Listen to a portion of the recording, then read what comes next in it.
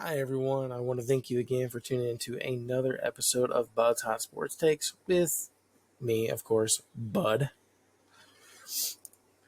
This week, we will be doing the same as we have been doing so far this football season.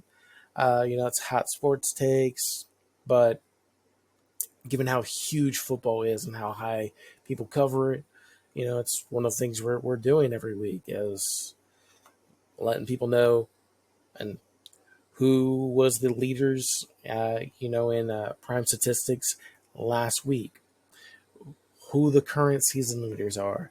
And of course, which we save it for last, and a big thing people will tune in for is who do you pick this week for the Sunday, paid games for things like DraftKings and FanDuel. You know, who do you sign up? You know, who's on your roster for the daily fantasy sports? Well, we will get into that. That's going to be towards the end of that's going to be at the end of the video. Now, without further ado, let's get into this. Your week 5 passing leaders was Kirk Cousins with 509 yards, 4 touchdowns, 1 interception. Joe Burrow, 392 yards, 5 touchdowns, 1 interception. Trevor Lawrence, 371 yards, 2 TDs, and 1 interception. Joe Flacco, told you to pick him, 359 yards, 3 TDs. And Dak Prescott with 352 yards and 2 TDs with 2 interceptions. Week 5 rushing leaders was Tyrone Tracy Jr. with 129 yards. Kyren Williams with... apparently I did not grab his yards. But he had 1 TD. I did grab that. I do apologize, guys. Kareem Hunt, 102 yards and 1 TD. Not bad for the woman beater. Way to go, Chiefs. I'm picking the guy up.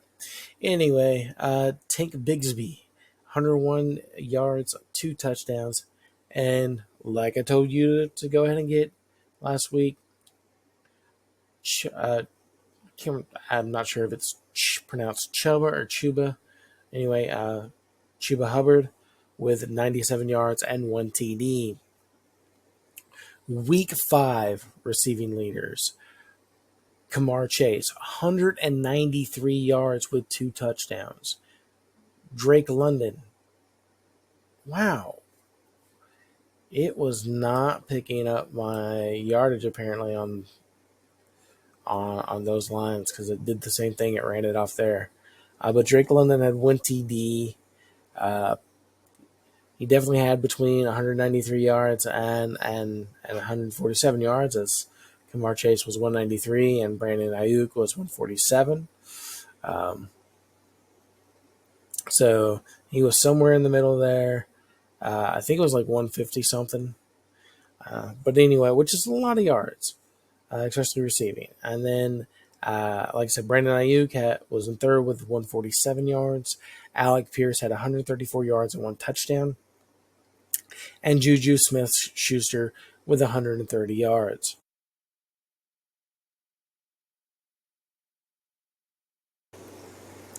Season leaders in those categories, minus any player on the Seahawks and the 49ers, as they have played an extra game so far, having played Thursday. Your season leaders are as follows. Passing, Dak Prescott with 1,424 yards, 8 touchdowns, 4 interceptions. CJ Stroud with 1,385 yards, 7 touchdowns, 3 interceptions. Kirk Cousins with 1,373 yards, 8 touchdowns, 5 interceptions. And Kirk Cousins is no stranger to being, in the top 5 or top 10 for season leaders for yards. He just doesn't get enough credit. Joe Burrow, 1,370 yards, 12 touchdowns, 2 interceptions. And Matthew Stafford, 1,238 yards, 3 touchdowns, 3 interceptions. Rushing leaders. Derrick Henry, 572 yards, 6 touchdowns. Saquon Barkley, 435 yards, 4 touchdowns. Josh Jacobs, 402 yards, 1 touchdown. Chuba Hubbard, 393 yards, 2 touchdowns. And Jawan Jennings with 404. And Alvin Kamara with 388 yards, 5 touchdowns. I'm sorry, my eyes went too far low.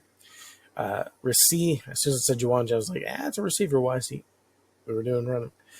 Alvin Kamara with 388 yards, 5 touchdowns.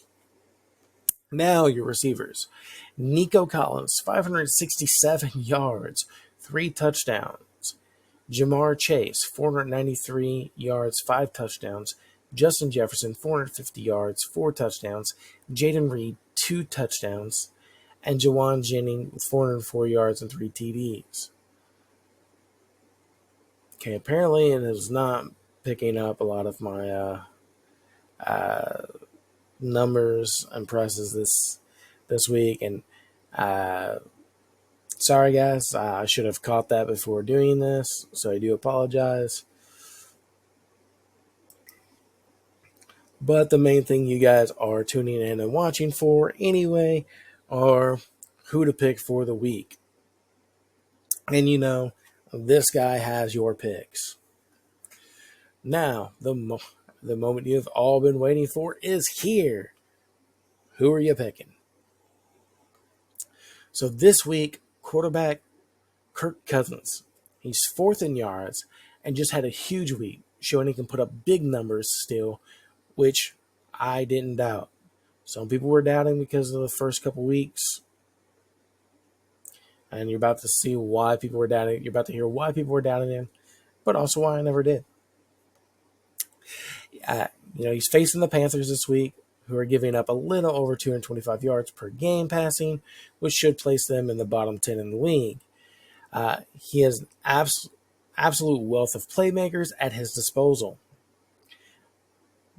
Just needed time early on to find his true confidence with getting hit after the big injury, as well as getting in sync with his new teammates. Both those, a lot of people don't realize, both those things take time. When you come back from a big injury, especially like a guy like Kirk Cousins who would, a lot of times he would play injured, right? But that was just an injury he can't play through. So it's the first time he's really had, a huge, devastating injury and had to come back for it. So it does take time and coming back from that, because it is in the back of the mind when it comes to how you're throwing the ball, as well as those hits that you're taking.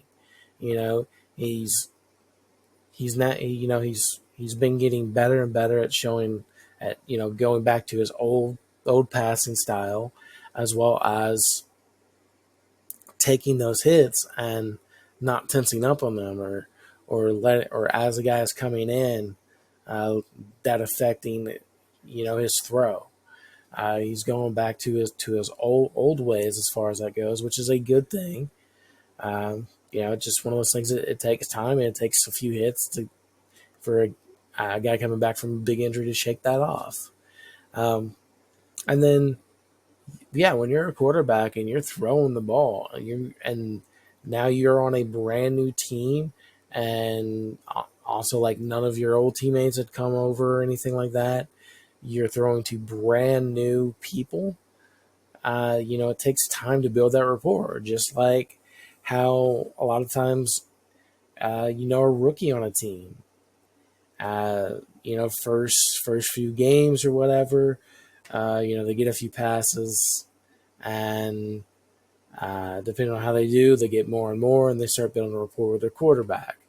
Even if they're around one draft and they're supposed to be big and successful and an immediate hit. It takes time getting that timing down and getting on that same wavelength as each other. So he's starting to do that, and you're starting to see week after week more of that coming into play. So it's one of the reasons he's my pick. And then speaking of that, again, as I was saying every week, if you look, his rapport with London, Pitts, Mooney, and Robinson is growing.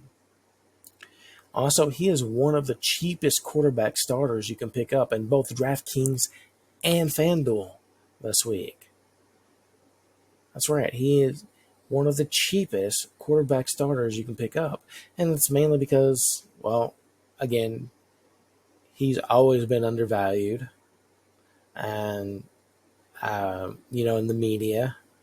Uh, and not sure why. They love to hate him.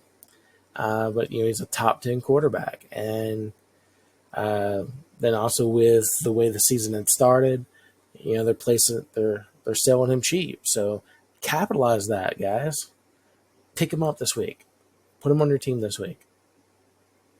Put him in that daily fantasy sport team that you make this week. You're not going to regret that.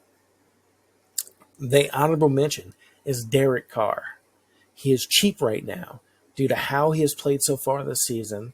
Threw for almost 4,000 yards last year, and most seasons on the Raiders he threw for 4,000. Yes, last week the Buccaneers gave up a massive 500-plus yard game to the Falcons and Kirk Cousins.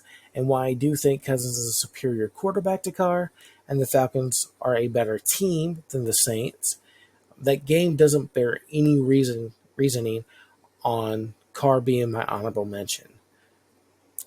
This is why he's my honorable mention. Mayfield has looked actually even better than he did last year, and last year he looked great. It looked like when the Browns drafted him, they made the right decision. They just made the wrong one on letting him go. Which I was saying, he wasn't being used right. They weren't giving him enough opportunities to throw the ball. They were running and running and running. So, yeah, he wasn't putting up numbers.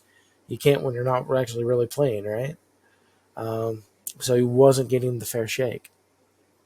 But, yeah, looking even better than he did last year. And last year he looked great. And he is second in the league in touchdowns with 11 and has only thrown 2 interceptions. So a high-scoring game on the other side should force the Saints to be throwing the ball more this game than they have been, and he does have some good weapons. Running back, even though the king is still the king, yet again, and Derrick Henry is looking like he can do no wrong with picking him this year. But his price tag in FanDuel and DraftKings has me staying away from him this week as it's just getting too high. And there are certainly cheaper options at this position that are going to get points in that vicinity without breaking your cap room and allowing you to get better guys scoring more points in other areas. Chuba Hubbard is still bottom mid in price amongst starters in both FanDuel and DraftKings, despite being fourth in yards for your rushing leaders. And part that might be due to his lack of TDs, as he isn't a scoring machine with 2.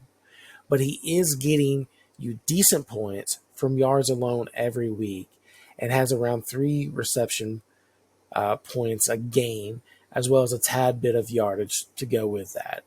And he does score, and if he does score, he becomes one of the top finishing backs in the league that week on points. So, well worth the price asking for him. James Conner, you've heard me pick quite a few times, and while he is going to get you almost nothing as far as receiving goes, even though he can catch out of the backfield, they just don't use him that way. He does get you quite a few points, however, in yardage, being 6th in the league in rushing. And he's averaging 0.6 TDs a game for a good chance of a score for an extra 6 on top of the yardage points he's getting for you. And he is one of the top players on his team, so he gets his touches. The honorable mention this week is Josh Jacobs. He isn't expensive, 3rd in the league in yards, and is very cheap because just like Chuba Hubbard, not a scoring threat, as Jacobs has crossed the goal line just once so far this year. But given the amount of touches he gets, and I see the Packers and Cardinals game being a close game, that he should certainly have some opportunities both with running and goal.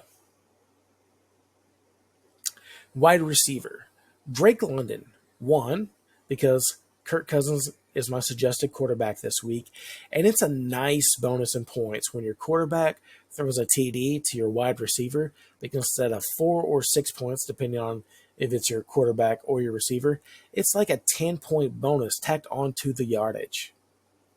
Two, he has been building more and more rapport with Kirk Cousins every single week, and it's showing on that field.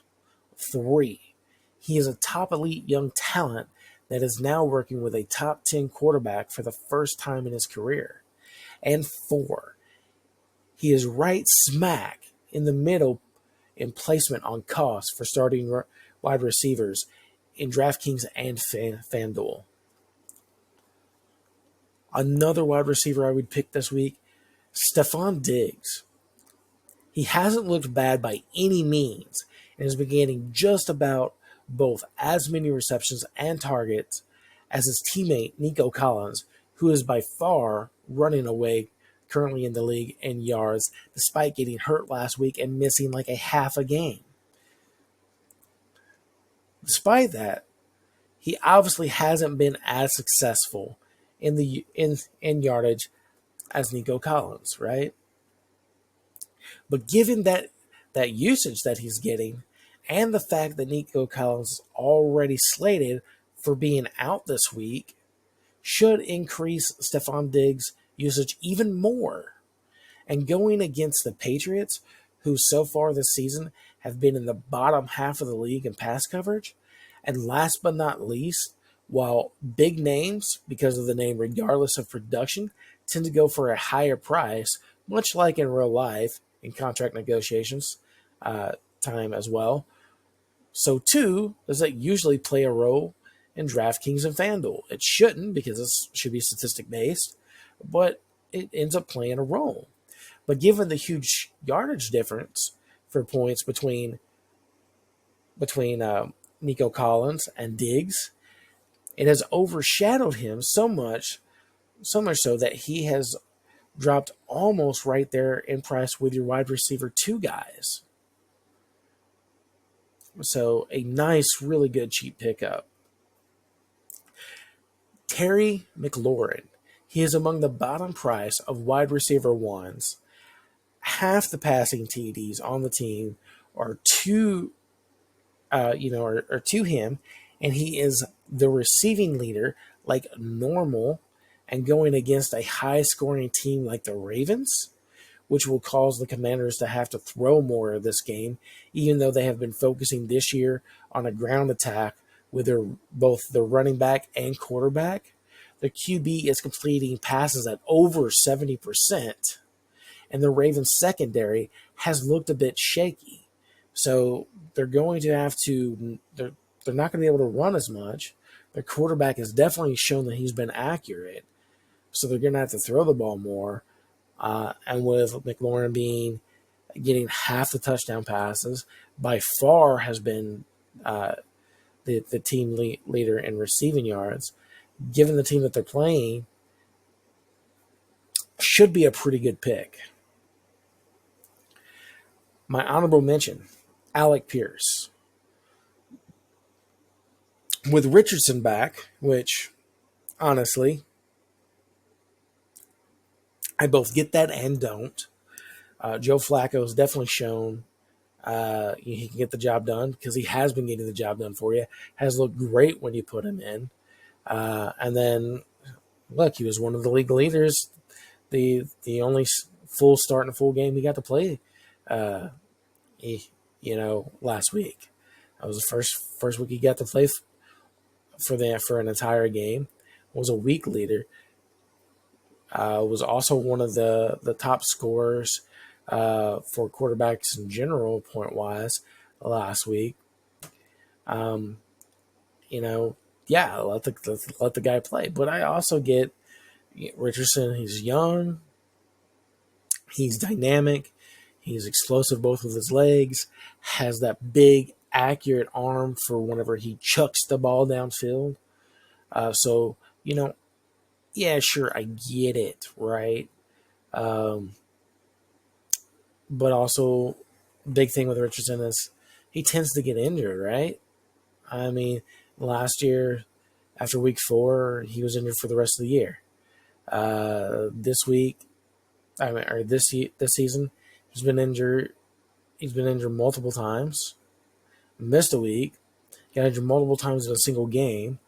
Um, so he definitely has injury issues, probably due to this playing style. But anyway, Alec Pierce with Richardson back, who likes to make plays with his legs, does have a big accurate arm and loves to show it off with a playmaking long bomb a few times a game. And a favorite target when going deep of his is Alec Pierce, which is why Alec Pierce is averaging almost 5 yards per reception over the number 2 guy in yards per reception in the league. He catches those passes often, which is why he has 3 touchdowns and is also ninth in yards. Tight end, Brock Bowers. Like I said last week, not a lot of consistency at the tight end position this year. Being 1 or 2 guys, you can go, okay, I can depend on this tight end to perform. In the past, there's always been like 1, 2, maybe 3 or 4. But this year it's almost like let me flip a coin. All right, I'm gonna go with this guy. Just nobody has been really all that consistent.